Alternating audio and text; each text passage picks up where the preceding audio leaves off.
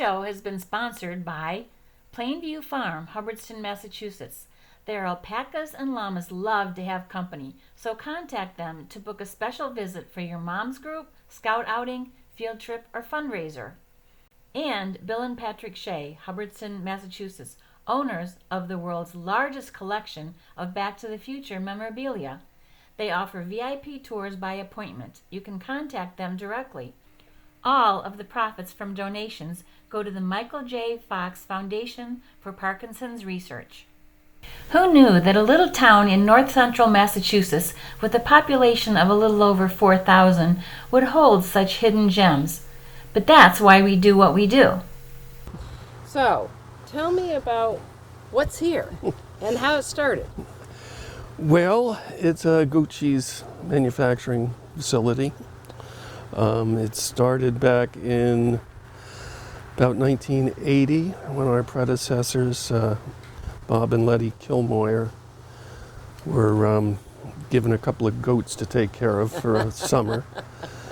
And Bob had been a math professor in Worcester, and the student never came back. And so they ended up breeding the goats, and then they wanted to figure out something to do with the milk. They did sell milk for a while, but somebody talked them into making goat cheese. And before you knew it, he was no longer a math professor, and Letty was no longer a nurse. They were full-time cheesemakers. Goodness. Wow. And then in 1996, they decided they had had enough, and decided to retire down to Florida, where they had a place. And they put an ad in the paper, and I saw it, and he answered the ad and came out and sort of fell in love with the place. 99% is wholesale, and that's going to hotels, restaurants, stores, and we have a couple of distributors that come here and put it in stores. Wow. Well, that's pretty big. I'm here with Russell. Yes. Russell, what's your last name? Hanula. Hanula. That's an interesting name. Finnish. Very good. So, you're the cheesemaker. I am. Can you tell us the process and how does that all happen? It's kind of magical, really. Oh, I like magic. It's kind of like alchemy, because you start with the milk, which we get raw, and then that's transferred. Usually, it's transferred directly into one of our pasteurizers. Transfer the milk in, and you heat it up, and you want it heated up to 145 degrees for a half an hour. For half an hour? All Yep. right. And that's the pasteurization process. Then after that, then things start to get interesting, because you have to cool it down to a certain temperature, which is about 80 degrees. Okay. Then you add culture. Let it sit for a half an hour after that. No mixing, no nothing. And then after that half an hour, you add the DCI, or known as Chimax, which is a rennet, which helps it solidify. You just mix that in, you let it sit for 24 hours. And then the next day, you dip it into cheesecloths in baskets like we have over there. You actually do it with cheesecloths and baskets. Okay. Yep. Wow. Pretty old school. And how long do you let those containers sit? 24 hours. So in the cheesecloth? In those cheesecloths, you'll see them for about 24. That was the next day. I just did those today. I dipped them out, and they shrink right down. Camembert. It's a surface ripened cheese mold. Kind of like blue cheese, okay, except it's white. And that's a slightly different process. That's basically done like a day less prep time, whereas the bulk will sit for an extra day. Yeah. These are dipped the same day they're pasteurized. Wow. And, slightly different formulas, and they're heated after when they're cooled. You don't cool them down as much. It's 20 degrees more, so it's like just under 100 degrees. Then you start adding the chemicals in, as well as the mold. We saw the process with Russell. Tell us what happens here. Okay. We don't have everything going on here because That's it's okay. later in the day. You're just here to be educated. At this point, we bring down the curd from up above, where we have any fresh curd that needs to be further processed. This is where salt gets added to it. Salt is added.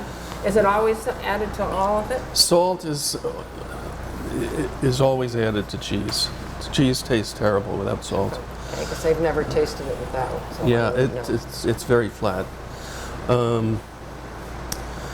But we also would add any of the flavors, any of the spices that you see in the finished product, as well as any mold or fungi, such as the Roquefort. Nathan will mix this all up and put it into manageable sized chunks of cheese. This is Kim, and she's Hi, just Kim. extruding this into our traditional 5-ounce logs here. Like a sausage maker. That's exactly what it is. It is. Is it really? Yep. Oh, yeah. Wow.